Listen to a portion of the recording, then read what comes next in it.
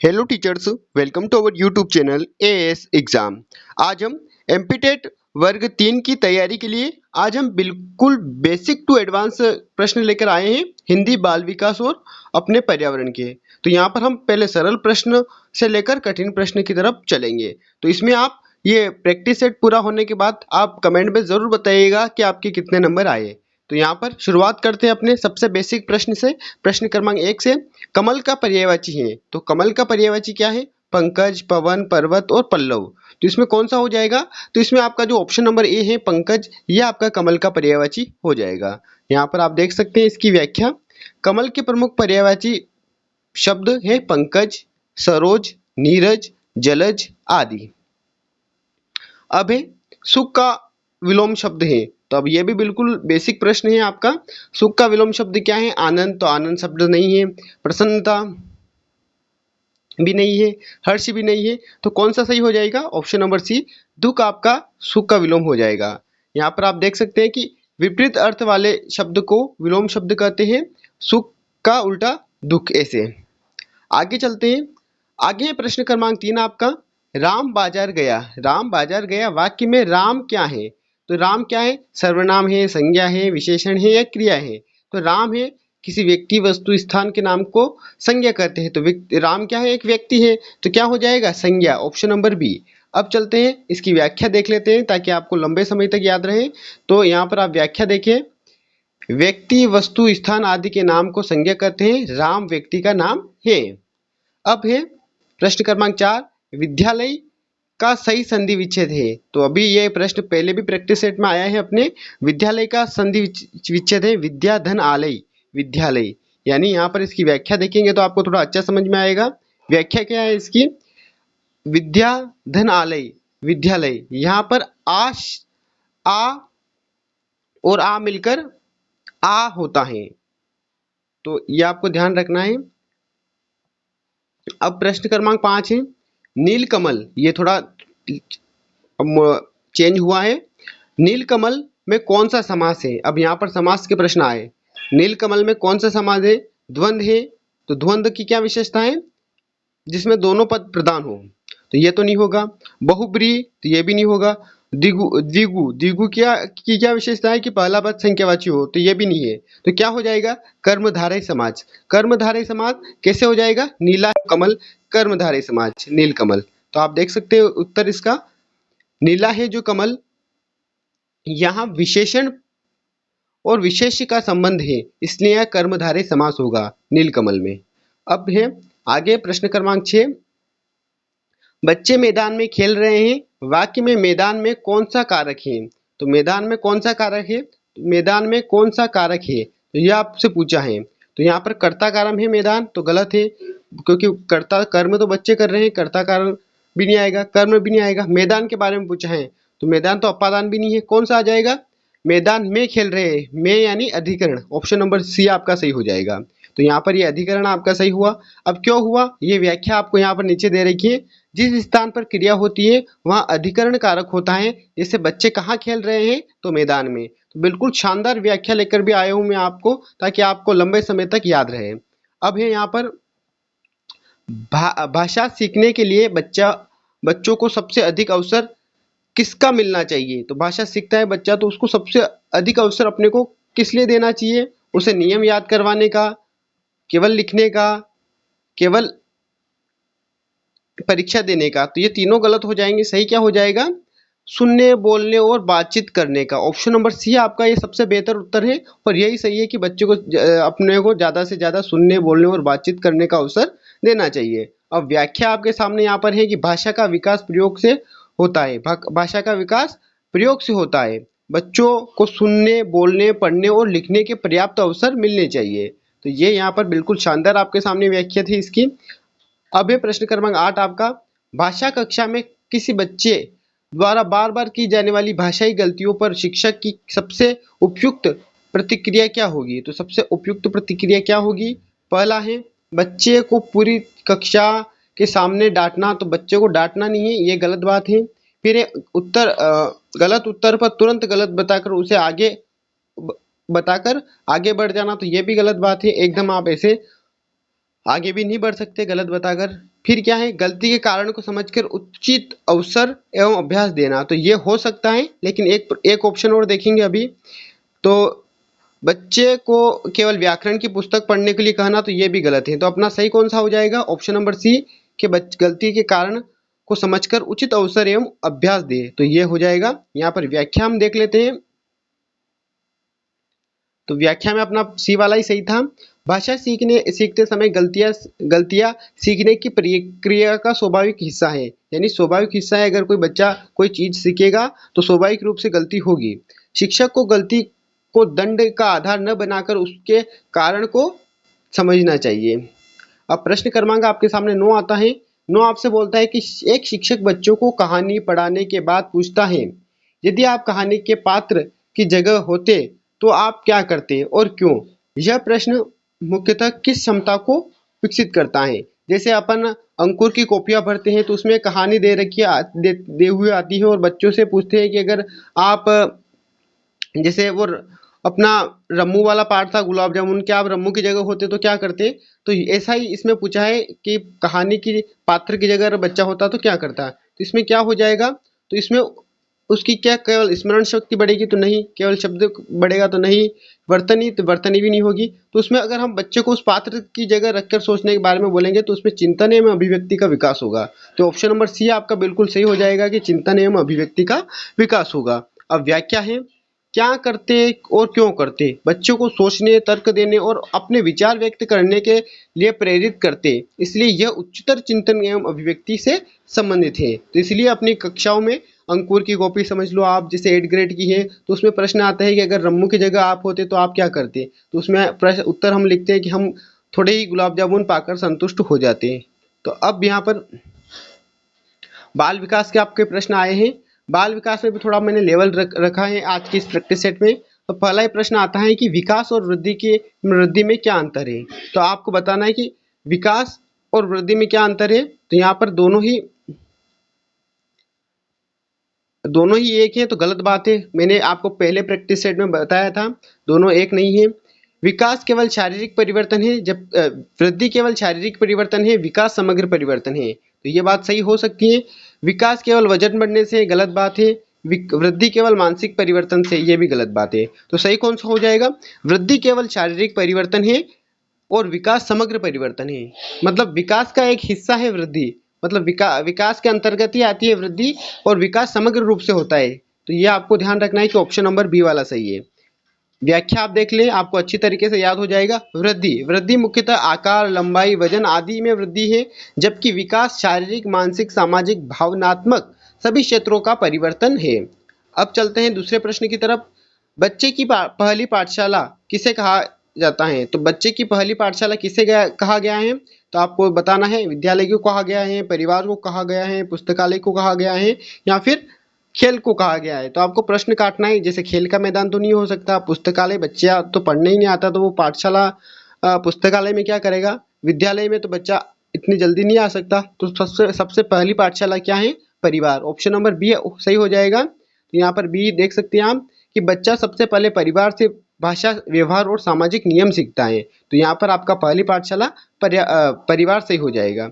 अब ये प्रश्न क्रमांक 3 आपके सामने, बाल विकास पर सबसे अधिक प्रभाव किसका पड़ा है। तो बाल विकास पर सबसे अधिक प्रभाव किसका पड़ा है, बालक के विकास पर, सॉरी, बाल विकास या बालक के विकास पर सबसे अधिक प्रभाव किसका पड़ा है, केवल वंशानुक्रम का। तो आनुवंशिकी का गलत बात है, केवल वातावरण का भी गलत बात है, केवल विद्यालय का भी गलत बात है।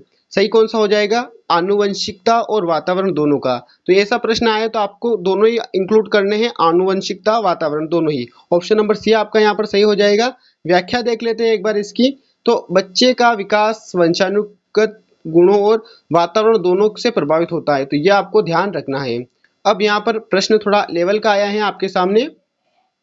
जीन पियाजे के अनुसार 7 से 11 वर्ष की आयु का बच्चा किस अवस्था में होता है। तो 7 से 11 वर्ष की आयु का बच्चा किस अवस्था में होता है। तो यहाँ पर आपको ABCD 4 ऑप्शन है, जैसे कि संवेदी गामक अवस्था, तो ये कौन सी होती है, ये सबसे पहली अवस्था होती है। फिर आती है एक और पूर्व संक्रियात्मक अवस्था, तो ये इसके बाद आती है। फिर इसके बाद एक और आती है अवस्था आपकी मूर्त संक्रियात्मक अवस्था, तीसरी अवस्था, और फिर औपचारिक संक्रियात्मक अवस्था। तो इन अवस्थाओं के बारे में हम डिटेल्स इसमें जानेंगे, लेकिन सबसे ज़्यादा है कि 7 से 11 वर्ष की अवस्था आपकी किसमें होती है? मूर्त संक्रियात्मक अवस्था में। मूर्त संक्रियात्मक अवस्था जिन पियाजे के अनुसार ये 7 से 11 वर्ष में होती है। ऑप्शन नंबर सी आपका सही है। यहाँ पर आप देख सकते हैं मूर्त यानी ठोस, तो इस अवस्था में बच्चा ठोस वस्तुओं और वास्तविक परिस्थितियों पर तार्किक रूप से चिंतन करता है। हम देखते हैं कि पांचवी पास होने के बाद बच्चा आराम से ही सभी काम कर सकता है, उसमें चिंतन आ जाता है और धीरे धीरे वो आगे कक्षाओं में बढ़ता है तो उसे अमूर्त चिंतन का विकास भी होने लगता है। तो लगभग तीसरी से ही बच्चे में ये प्रक्रिया शुरू हो जाती है। अब प्रश्न क्रमांक 5 है आपके सामने। प्रश्न क्रमांक 5 आपसे बोलता है कि सीखना अनुभव के कारण व्यवहार में अपेक्षाकृत स्थायी परिवर्तन है। यह कथन किससे संबंधित है? तो यहाँ पर सीखना अनुभव के कारण व्यवहार में अपेक्षाकृत स्थायी परिवर्तन है, तो इसमें आ जाएगा ऑप्शन नंबर बी अधिगम। अधिगम कैसे आएगा? क्योंकि यहाँ पर विकास तो नहीं होगा, परिपक्वता अधिगम के बाद की प्रक्रिया है।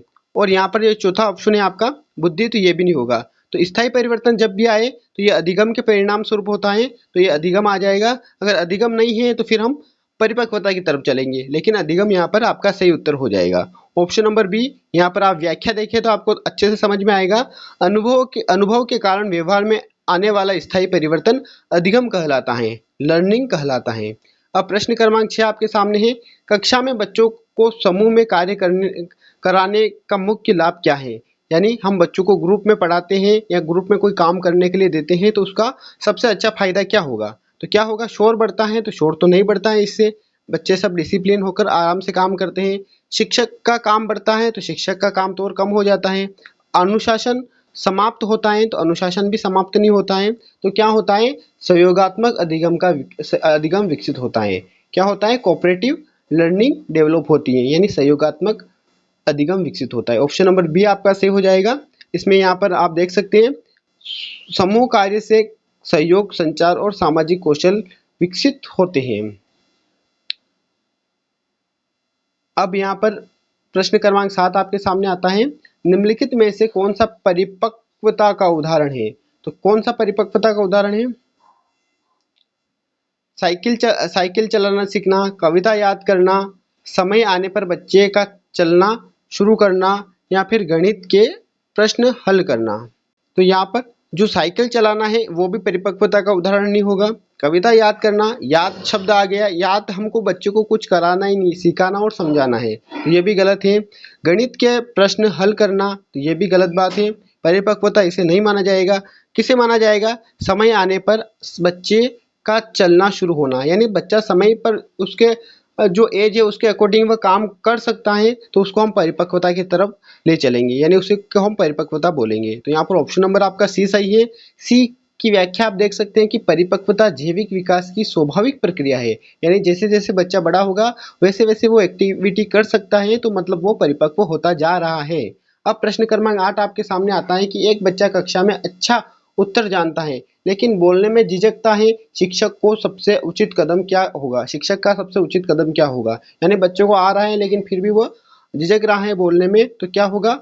तो उसे डांटना चाहिए? तो डांटना तो बिल्कुल भी नहीं है। उसे उत्तर देने से रोकना चाहिए? तो ये भी नहीं करना है। उसे कम अंक देना है? तो ये भी नहीं देना है। क्या करना है? सुरक्षित और प्रोत्साहपूर्ण वातावरण देना। ऑप्शन नंबर बी आपका यहाँ पर सही हो जाएगा। यहाँ सी सही हो जाएगा, मुझसे बी बोला गया ऐसे ही। तो यहाँ पर आ जाएगा आत्मविश्वास बढ़ाने वाला वातावरण बच्चे की भागीदारी को बढ़ाता है। Option number C. अब है प्रश्न क्रमांक 9 आपके सामने है। यदि कोई बच्चा अपनी आयु के अधिकांश बच्चों से अलग गति से सीखता है तो शिक्षक को यदि कोई बच्चा अपनी आयु के अधिकांश बच्चों से अलग गति से सीखता है तो शिक्षक को क्या करना चाहिए? तो शिक्षक ने तो क्या कर रखी है? बाल विकास पढ़ रखी है, यानी उसमें व्यक्तिगत विभिन्नता ज़्यादा है, तो उसको अलग तरीके से पढ़ाना चाहिए। तो ये आपको ध्यान रखना है। उसे कमज़ोर घोषित करना चाहिए? नहीं करना चाहिए। उसकी तुलना दूसरे बच्चों से करनी चाहिए? तो बिल्कुल नहीं करनी चाहिए। उसे कक्षा में अलग बैठाना चाहिए? तो ये तो काम बिल्कुल भी नहीं करना चाहिए। क्या करना चाहिए? उसकी सीखने की आवश्यकताओं को समझना चाहिए, क्योंकि हर बच्चा अपने में स्पेशल होता है, इसलिए ऑप्शन नंबर सी सही हो जाएगा। उसकी आवश्यकता के अकॉर्डिंग अपने को पढ़ाना चाहिए। तो यहाँ पर आ जाएगा शिक्षक का कार्य बच्चे की सीखने की ज़रूरतों को समझने में सहायता देना है। अब है प्रश्न क्रमांक 10 जो सबसे महत्वपूर्ण प्रश्न है और अपने जो अंकुर चल रहा है एफएलएन उससे संबंधित है। तो प्रश्न क्रमांक 10 है सतत एवं व्यापक मूल्यांकन CCE continuous and comprehensive evaluation का मुख्य उद्देश्य क्या है। तो यहाँ पर है केवल वार्षिक परिणाम तैयार करना, तो ऐसा है ही नहीं। अपन तो ट्रैक शीट पर ट्रैक करते हैं और यही काम करते हैं। केवल अंक देना, तो अंक देने का काम भी बिल्कुल नहीं है। केवल रैंक तैयार करना, तो ये भी नहीं है। सीसीई का काम क्या है? सीसीई का काम है सीखने की प्रक्रिया का निरंतर आकलन करना, यानी आज बच्चे ने क्या सीखा उसका आकलन करना, सप्ताह में क्या सीखा उसका आकलन करना, महीने में क्या सीखा उसका आकलन करना, यानी कंटिन्यूस आकलन चलता रहता है। तो यहाँ पर सी वाला ऑप्शन आपका सही हो जाएगा। सीसीई का उद्देश्य बच्चे के सीखने और प्रकृति का लगातार एवं बहुआयामी मूल्यांकन करना है। अब चलते हैं थोड़ा आगे। आगे आपका प्रश्न क्रमांक 1 है, ये किसका है? ये आपके पर्यावरण यानी ईवीएस का प्रश्न क्रमांक 1 आ चुका है। अब तो अब देख लेते हैं ईवीएस में किस प्रकार के प्रश्न हैं। तो एक बच्चा देखता है कि सुबह घास पर पानी की छोटी छोटी बूंदें दिखाई देती हैं। इन बूंदों का बनने का मुख्य कारण क्या है? यानी सुबह जो घास पर छोटी छोटी बूंदें दिखाई देती हैं, अपन भी घूमने जाते हैं तो उन बूंदों का बनने का कारण क्या है? प्रश्न पहला मतलब ऑप्शन पहला आ जाएगा वर्षा का पानी घास पर रुकना। तो गलत बात है, वर्षा का पानी घास पर रुकता है तो वर्षा तो हो ही नहीं रही, फिर कैसे आ सकता है? फिर है वायु में उपस्थित जल वाष्प का ठंडी सतह पर संघनन, पौधे द्वारा अतिरिक्त पानी छोड़ना या मिट्टी का पानी ऊपर आना। तो यहाँ पर आपका सही उत्तर हो जाएगा ऑप्शन नंबर बी, वायु में उपस्थित जल वाष्प का ठंडी सतह पर संघनन। ये जैसे ही है कि वे अपनी जो बोतल होती है अगर हम फ्रिज में से निकाल के बाहर रखें तो उसके बाहर की तरफ पानी की बूंदें आ जाती हैं, तो ये वही उदाहरण है। तो आपको इसे समझना है। बी है आपका इसमें सही कि वायु में उपस्थित जलवाष्प का ठंडी सतह पर संघनन। अब है व्याख्या इसकी, रात में सतह ठंडी होने पर वायु की जलवाष्प ठंडी घास पर संघनित होकर छोटी बूंद में बदल जाती हैं। तो ये वही उदाहरण है जैसे मैंने अभी आपको उदाहरण देकर समझाया है। अब प्रश्न क्रमांक 2 आपके सामने आता है कि इसमें एक किसान लगातार एक ही फसल अपने खेत में उगाता है। कुछ वर्षों बाद मिट्टी की उर्वरता कम होने लगती है। इसका एक मुख्य कारण क्या है? यानी एक जो किसान है वो अपने खेत में एक ही तरह की फसल लगाता है, जैसे रबी की सीजन में गेहूं लगाता है, तो उसका मुख्य कारण क्या हो सकता है? तो यहाँ पर आपके सामने ABCD 4 ऑप्शन है। पहला है एक ही प्रकार के पोषक तत्वों का बार बार उपयोग, खेती में अधिक छाया होना, फसल का रंग बदलना या बीज का आकार बढ़ना। तो यहाँ पर ये तीनों ही ऑप्शन आपके गलत हो जाए। यहाँ पर ऑप्शन आपका सही होगा ऑप्शन नंबर ए, एक ही प्रकार के पोषक तत्वों का बार बार उपयोग, जिससे कि पोषक तत्व की कमी आ जाएगी और फिर वो फसल वैसी होने नहीं लगेगी जैसे कि होना चाहिए उसको। अब यहाँ पर आपका प्रश्न, एक ही प्रकार के पोषक तत्वों का बार बार उपयोग। व्याख्या है लगातार एक ही फसल उगाने से मिट्टी में कुछ विशेष पोषक तत्व अधिक मात्रा में निकलते रहते हैं। फसल चक्र अपनाने से मिट्टी की गुणवत्ता बनाए रखने में मदद मिलती है। यानी अगर हम कृषि विशेषज्ञ यानी जो कुछ अपने को दवाइयाँ वगैरह देने के लिए प्रचार करते हैं तो उसमें एक बात हमको बोलते हैं कि आप फसल चक्रण करें। कैसे करें कि एक बार आप जो ऊपर उगने वाली फसल है जैसे गेहूं सरसों ये लगाएं और दूसरी बात जो ग्राउंड में अंदर लगती है भूमि के जैसे प्याज मूली लहसुन अदरक इनको लगाए, जिससे आपको बेहतर रिजल्ट मिलेंगे। तो ये अपने को समझना है, इतना नॉलेज अपने को है ऑलरेडी अपने। अब दूसरा प्रश्न है, एक बच्चा पूछता है कि पहाड़ों पर नीचे की अपेक्षा ऊपर ठंड अधिक क्यों होती है? शिक्षक के लिए सबसे अच्छा उत्तर क्या होगा? तो जैसा आपको पता है जैसे जैसे ऊपर जाएंगे उस वैसे वैसे तापमान कम होता जाएगा। कुछ इतना मीटर है, वो मीटर मुझे एग्जैक्ट पता नहीं है, 165 या 170 मीटर कुछ ऐसा। हाँ, इसमें 165 मीटर होगा शायद। अब यहाँ पर आगे चलते हैं तो यहाँ पर ऑप्शन देखते हैं इसका। तो पहला ऑप्शन है क्योंकि पहाड़ सूर्य के बहुत दूर है, तो ये भी नहीं हो सकता। ऊंचाई बढ़ने के साथ साथ सामान्यतः वायुमंडल का तापमान घटता है, तो अपनों ने पढ़ रखा है तो अपने हिसाब से तो ऑप्शन नंबर बी सही है, लेकिन दो ऑप्शन और है उनको लिखा है तो उनको देख लेते हैं। क्योंकि पहाड़ों पर सूर्य नहीं निकलता तो गलत, क्योंकि वहाँ हवा गलत। तो अपना सही कौन सा हो जाएगा? ऑप्शन नंबर बी, ऊंचाई बढ़ने के साथ सामान्यतः वायुमंडलीय तापमान घटता है। ऑप्शन नंबर बी आपका सही हो जाएगा। इसकी व्याख्या हम देख लेते हैं। ऊंचाई बढ़ने से सामान्यतः वायुमंडलीय तापमान कम होता है, इससे पहाड़ी क्षेत्रों में ऊंचे भाग अधिक ठंडे होते हैं। तो ये आपको ध्यान रखना है। 165 मीटर पे 1 डिग्री कम होता है शायद। अब चलते हैं प्रश्न क्रमांक 4 पे। यदि किसी तालाब में बड़ी संख्या में जलीय पौधे अचानक बढ़ने लगे तो इसका संभावित कारण क्या हो सकता है? यानी जब हम देखते हैं तालाब है उसमें जलीय पौधे अचानक बढ़ रहे हैं तो इसका कारण क्या हो सकता है? तो इसका कारण आपके सामने ऑप्शन है 4। इनमें आपको बताना है पानी में पोषक तत्वों की अधिकता, पानी का पूरी तरह समाप्त होना, या फिर तालाब में मिट्टी न होना, या सूर्य का प्रकाश बिल्कुल न मिलना। तो यहाँ पर आपको ABCD 4 ऑप्शन थे। तो यहाँ पर सूर्य का प्रकाश बिल्कुल न पहुंचना, तो ये तो गलत बात है। तालाब में मिट्टी न होना, तालाब है तो मिट्टी तो रहेगी उसमें। फिर है पानी पूरी तरह समाप्त हो जाएगा, तो पानी पूरी तरह समाप्त हो जाएगा तो जलीय पौधे कैसे उगेंगे? तो ऑप्शन आपका कौन सा सही हो जाएगा? पानी में पोषक तत्वों की अधिकता, ऑप्शन नंबर ए। तो यहाँ पर आपका व्याख्या आप देख लीजिए कि जल में नाइट्रोजन और फास्फोरस जैसे पोषक तत्वों की अधिकता से शैवाल व अन्य जलीय पौधे की अत्यधिक वृद्धि होती है। तो ये आपको ध्यान रखना है। अब प्रश्न क्रमांक 5 है आपके सामने। एक कुएं में पानी का एक एक गांव में कुएं का पानी गर्मियों में बहुत नीचे चला जाता है। इसे समझने के लिए बच्चों को कौन सी गतिविधियां सबसे महत्व उपयोगी होगी? यानी जब हम गर्मी में जाते हैं कुएं पर पानी लेने, तो उसमें पानी बहुत कम रह जाता है, बहुत नीचे चला जाता है सामान्य दिनों की अपेक्षा। तो उसका सही क्या है? तो केवल किताब में परिभाषा पढ़ाना तो गलत बात है।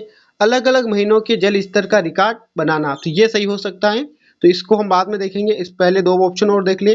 प्रश्न उत्तर करवाना गलत, केवल चित्र याद करवाना ये भी गलत। तो ऑप्शन कौन सा हो जाएगा? ऑप्शन हो जाएगा सही आपका कि अलग अलग महीनों के जल स्तर का रिकॉर्ड बनाना। जैसे जून जुलाई में वर्षा होती है तो पानी का स्तर सितंबर अक्टूबर तक बहुत अच्छा हो जाता है, लेकिन जैसे जैसे गर्मी पड़ती है मार्च अप्रैल में तो बहुत नीचे चला जाता है। तो हम महीनों का रिकॉर्ड जल स्तर के हिसाब से उसका पता लगा सकते हैं।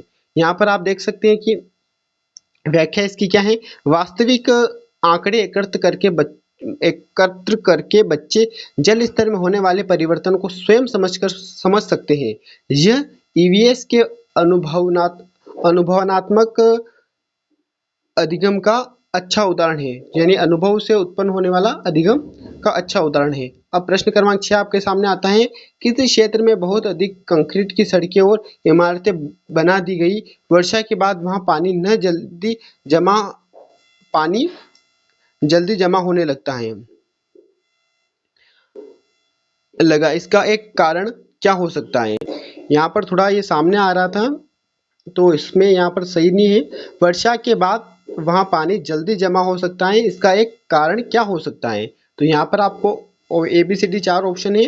पानी का जमीन में कम रिसना, मिट्टी की उर्वरता बढ़ना, पेड़ों का अधिक बढ़ना, या फिर वायु में ऑक्सीजन बढ़ना।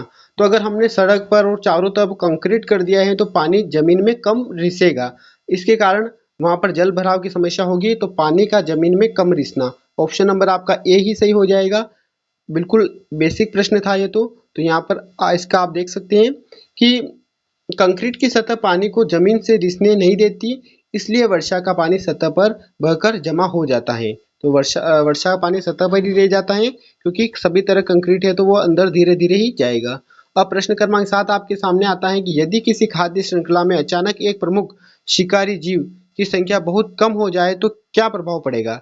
यानी अगर एक खाद्य श्रृंखला है जैसे जंगल है, उसमें शेर अचानक कम पड़ जाए तो क्या होगा? तो खाद्य जाल में संतुलन प्रभावित हो सकता है, तो गलत बात है, प्रभावित नहीं हो सकता।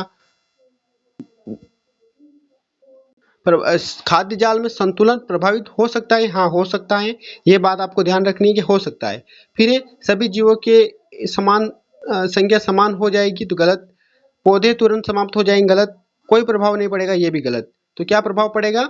ये आपका सही हो जाएगा ऑप्शन नंबर ए। यहाँ पर पढ़ने में थोड़ी मिस्टेक हो गई थी मेरे से। खाद्य जाल में संतुलन प्रभावित हो सकता है क्योंकि जब शिकारी जानवर कम रहेंगे तो बाकी जानवर बढ़ेंगे और उससे संतुलन बिगड़ सकता है, यानी प्रभावित हो सकता है। अब यहाँ पर आपका जो मैंने बताया ऑप्शन नंबर ए ही सही है। खाद्य जाल में संतुलन प्रभावित हो सकता है। क्यों हो सकता है, तो इसकी व्याख्या आप देख सकते हैं। पारिस्थितिक तंत्र में जीव एक दूसरे पर निर्भर होते हैं। किसी प्रमुख जीव की संख्या में बड़ा बदलाव पूरी खाद्य श्रृंखला या खाद्य जाल को प्रभावित कर सकता है।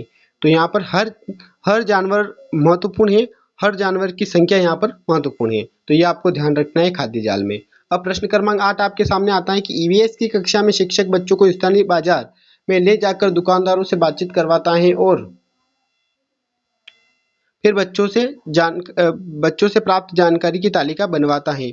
यह गतिविधि मुख्यतः किस दृष्टिकोण को दर्शाती है? तो यानी एक बच्चा है, एक जो शिक्षक है वो अपने बच्चों को बाजार में ले जाता है और दुकानदारों से बातचीत करवाता है और फिर तालिका बनवाता है। तो ये किस आधार पर आपको बताना है? तो आपको बताना है ये केवल रटने पर आधारित शिक्षण है, तो गलत बात है, ये तो गलत है। रटने पर आधारित शिक्षण नहीं है। केवल परीक्षा आधारित है, तो ये भी गलत है। परीक्षा आधारित कैसे हो सकता है? केवल व्याख्यान आधारित है, तो गलत है। क्या है?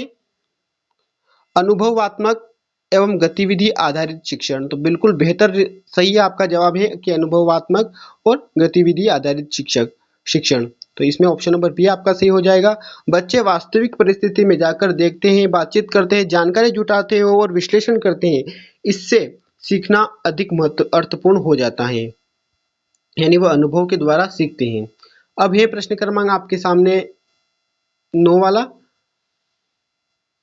एक बच्चा कहता है कि सूरज हमारे चारों ओर घूमता है क्योंकि हमें वह रोज पूर्व से पश्चिम जाता दिखाई देता है। शिक्षक को क्या करना चाहिए? यानी जो एक बच्चा है वो बोलता है कि सूरज हमारे चारों ओर घूमता है क्योंकि हमें वह रोज पूर्व से पश्चिम जाता दिखाई देता है।